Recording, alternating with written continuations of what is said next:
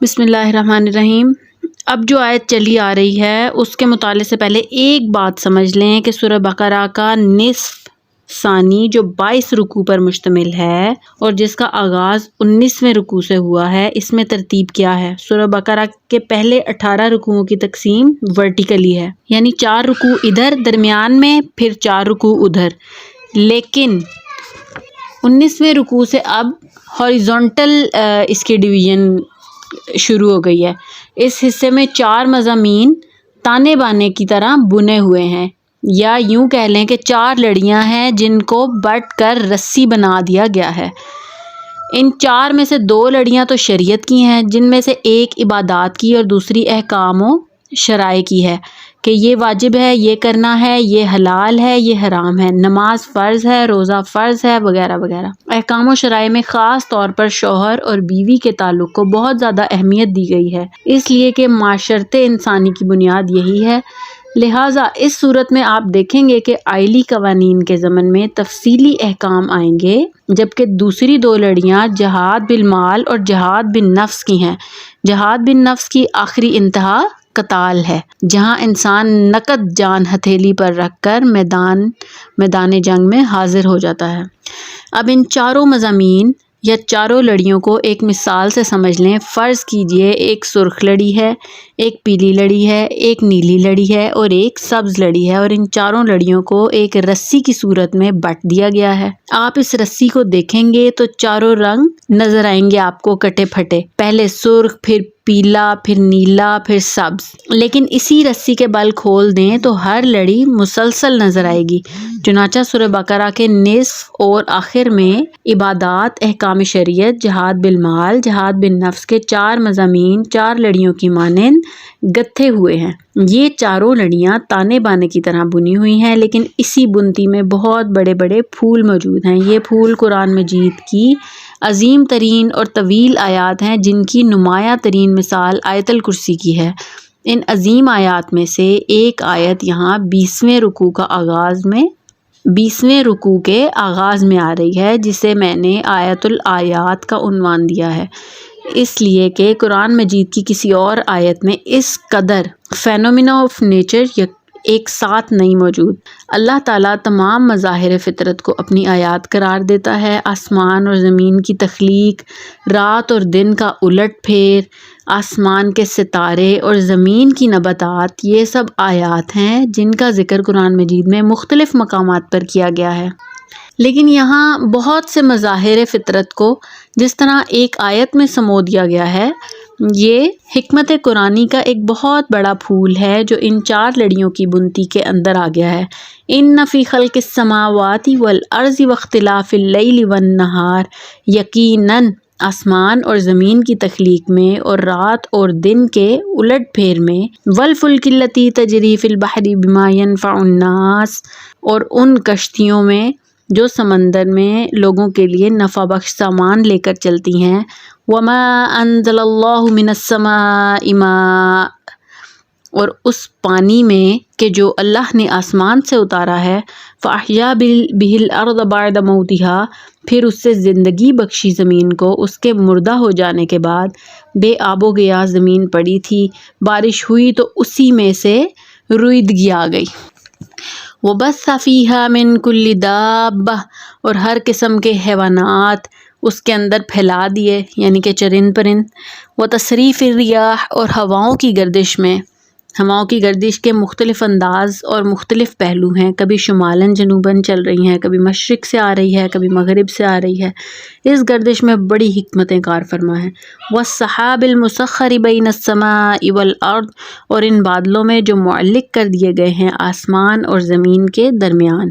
لآیات لقوم یعقلون، یقیناً نشانیاں ہیں ان لوگوں کے لیے جو عقل سے کام لیں۔ ان مظاہر فطرت کو دیکھو اور ان کے خالق اور مدبر کو پہچانو۔ ان آیات آفاقی پر غور و فکر اور ان کے خالق کو پہچاننے کا جو عملی نتیجہ نکلنا چاہیے اور جس تک عام طور پر لوگ نہیں پہنچ پاتے، اب اگلی آیات میں ان کا تذکرہ ہے۔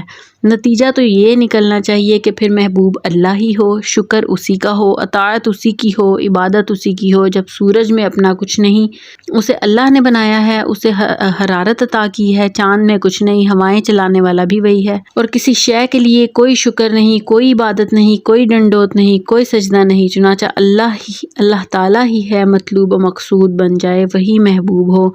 لا محبوب الا اللہ، لا مقصود الا اللہ، لا مطلوب الا اللہ۔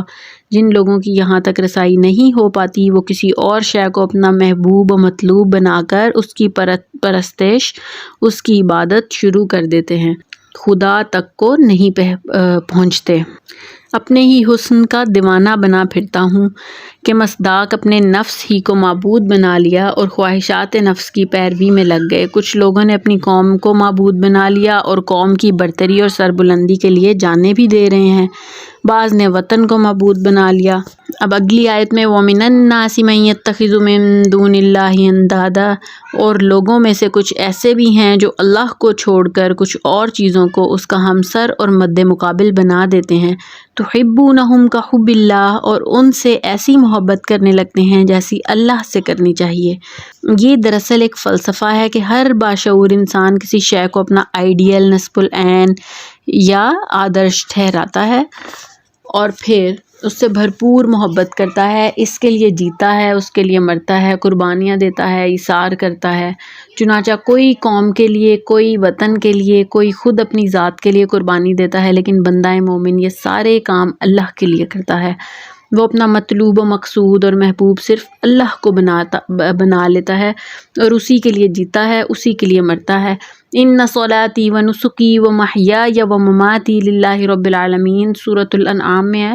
بے شک میری نماز، میری قربانی، میرا جینا، میرا مرنا اللہ ہی کے لیے ہے جو تمام جہانوں کا پروردگار ہے۔ اس کے برعکس عام انسانوں کا معاملہ کچھ اور ہی ہو جاتا ہے۔ انسان اپنے ذہن میں معبود تراشتا رہتا ہے، ان سے محبت کرتا ہے، ان کے لیے قربانیاں دیتا ہے۔ یہ مضمون سورہ حج میں آئے گا بڑی وضاحت کے ساتھ۔ والذین آمنوا اشد حبا للہ، اور جو لوگ واقعتاً صاحب ایمان ہوتے ہیں ان کی شدید ترین محبت اللہ کے ساتھ ہوتی ہے۔ اور اگر یہ نہیں ہے، جس کی شدید ترین محبت اللہ کے ساتھ نہیں ہے، تو پھر ساری کہانیاں ہی ہیں۔ یہ گویا لٹمس ٹیسٹ ہے۔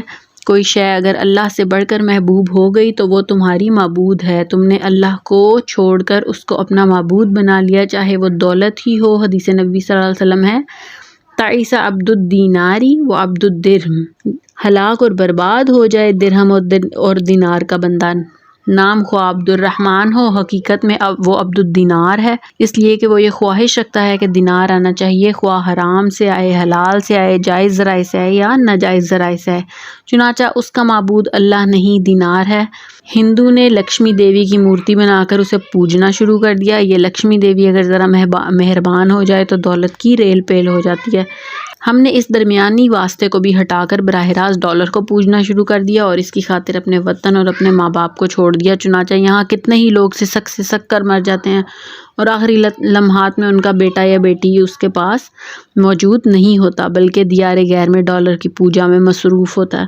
وَلَوْ يَرَى الَّذِينَ ظَلَمُوا إِذْ يَرَوْنَ الْعَذَابَ أَنَّ الْقُوَّةَ لِلَّهِ جَمِيعًا، اور اگر یہ ظالم لوگ اس وقت کو دیکھ لیں جب یہ دیکھیں گے عذاب کو، تو قوت تو ساری کی ساری اللہ کے پاس ہے۔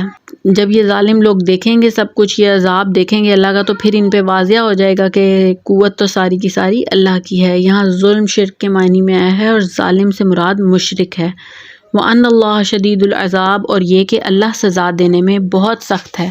اس وقت آنکھ کھلے گی تو کیا فائدہ ہوگا؟ اب آنکھ کھلے گی تو فائدہ ہے، اب آنکھ کھلنی چاہیے، اب ٹائم ہے آنکھ کھلنے کا، لیکن اس وقت آنکھ جب کھلنی ہے تو پھر کوئی فائدہ نہیں ہے۔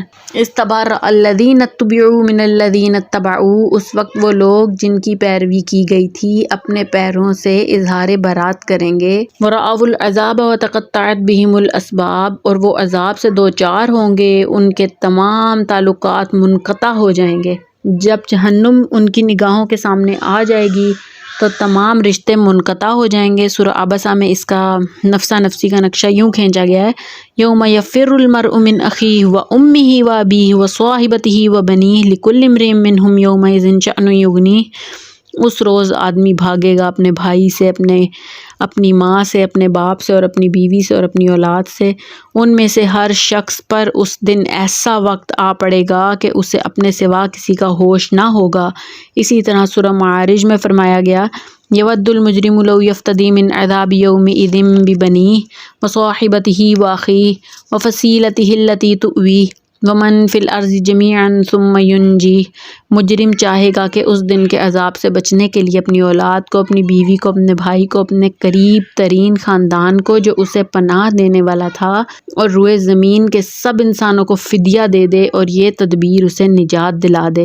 یہاں فرمایا تقطعت بہم الاسباب، اس کے سارے رشتے منقطع ہو جائیں گے۔ یہ لمحہ فکریہ ہے کہ جن رشتوں کی وجہ سے ہم حلال حرام سب مکس کر دیتے ہیں، جن کی دلچوئی کے لیے ہم حرام کی کمائی کرتے ہیں، اور جن کی ناراضگی کے خوف سے دین کے راستے پر آگے نہیں بڑھ رہے ہوتے، یہ سارے رشتے اسی دنیا تک محدود ہیں اور اخروی زندگی میں یہ کچھ کام نہیں آئیں گے۔ وقال الذین اتبعوا لو ان لنا کرۃ فنتبرأ منہم کما تبرؤوا منا، اور جو ان کے پیروکار تھے وہ کہیں گے کہ اگر کہیں ہمیں دنیا میں ایک بار لوٹنا نصیب ہو جائے تو ہم بھی ان سے اسی طرح اظہار برات کریں گے جیسے آج یہ ہم سے بیزاری ظاہر کر رہے ہیں۔ کذالک یریہم اللہ اعمالہم حسرات علیہم، اس طرح اللہ ان کو ان کے اعمال حسرتیں بنا کر دکھائے گا۔ وہ کہیں گے کہ کاش ہم نے سمجھا ہوتا، کاش ہم نے ان کی پیروی نہ کی ہوتی، کاش ہم نے ان کو اپنا لیڈر اور اپنا ہادی و رہنما نہ مانا ہوتا۔ وما ہم بخارجین من النار، لیکن وہ اب آگ سے نکلنے والے نہیں ہوں گے، اب ان کو دوزخ سے نکلنا نصیب نہیں ہوگا، اسی میں رہیں گے، اسی میں جلیں گے۔ استغفر اللہ استغفر اللہ استغفر اللہ۔ ربنا آتنا فی الدنیا حسنۃ وفی الآخرۃ حسنۃ وقنا عذاب النار۔